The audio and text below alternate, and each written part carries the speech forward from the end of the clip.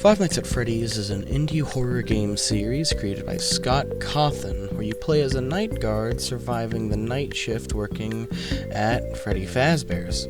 It's a game that's gained a large community and a lot of popularity over the years. I mean, it's a huge part of my childhood, and with a game franchise this popular, there's bound to be fan games made within the community.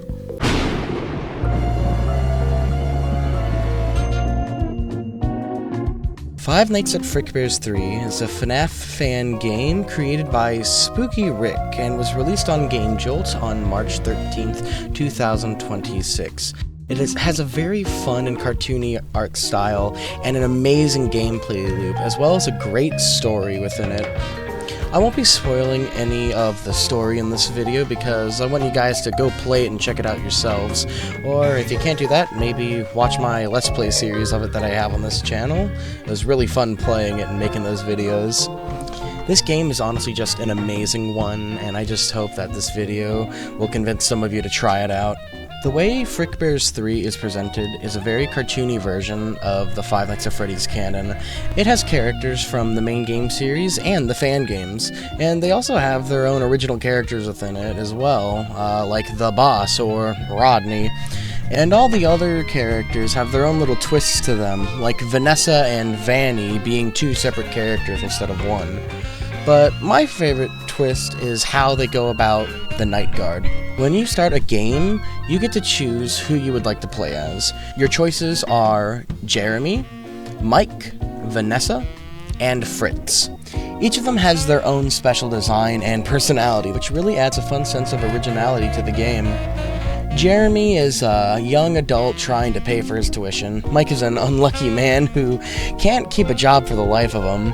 And Vanessa is an experienced night guard who just got transferred to the Frickbear's location. And Fritz, well, he's Fritz.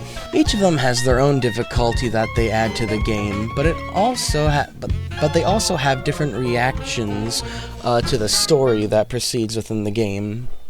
Once you choose who you're playing as, there's a cute little intro where they explain a bit about themselves to help you get familiar with them.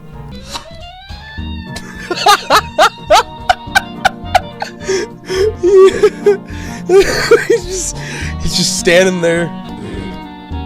I forgot my name. Once that's over with, you end up jumping right into the gameplay. The office consists of two doors, one on each side, as well as vents above both of them, and a window in the middle. There's also a little TV on the right that has cute little animations or inside jokes that are within the FNAF fandom. Each night has a phone call that explains how different mechanics work within your office. In this game, there aren't just cameras on your monitor, but there's also a vent system, a shop, and mini-games. The vents have an audio lure that you use to slow the animatronics down, and the shop has different items that you can buy to be able to help you through your playthrough. And the mini-games are there for you to earn coins for you to be able to buy those items. Successfully stopping an animatronic from entering your office also does this, but you earn them a lot faster from the minigames. After each night you beat, you get a cute little 8-bit animation of your night guard going to another Freddy's location. This is when you reach the second half of the gameplay loop, salvaging. The way this works is after each night, you go to one of the 5 different Freddy's locations that are from the main games.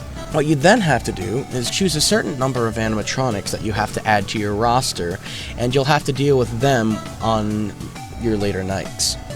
Each night guard has a different amount that they have to collect. For Jeremy, it's just 1. For Mike, it's 2. For Vanessa, it's 3. And for Fritz, it's 4. In the salvaging segment, you can also find little bits of lore scattered about on the posters and newspapers within the locations. And there's also a shop where you can buy upgrades for your office that'll help you through your nights. All of this is both new and very fun because the shop is random each time you go into it, requiring you to change your strategies on how you go about each salvaging trip. During these segments, you can also do different things to get the different endings, like finding the hidden animatronics, giving gift boxes to the puppet, or buying the Talbot files from the shop. Depending on which of these you do will dictate which path you end up going down for which ending. And with each ending you complete, you unlock more things in the extras menu, like concept art, trophies, and the character gallery. I love the character gallery. It's such an amazing addition to the game, and it's so much fun to read. With each character you encounter, you unlock them in the character gallery where you can hear their voice lines, see their jump scares, and even read a little in-game description about them, which adds more world building to the whole game itself.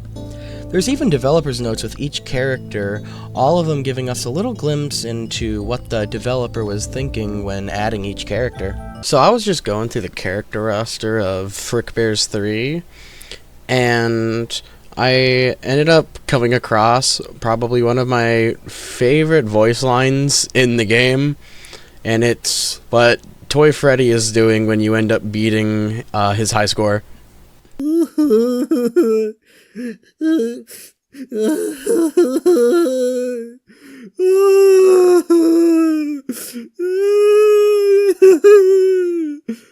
I'm gamed.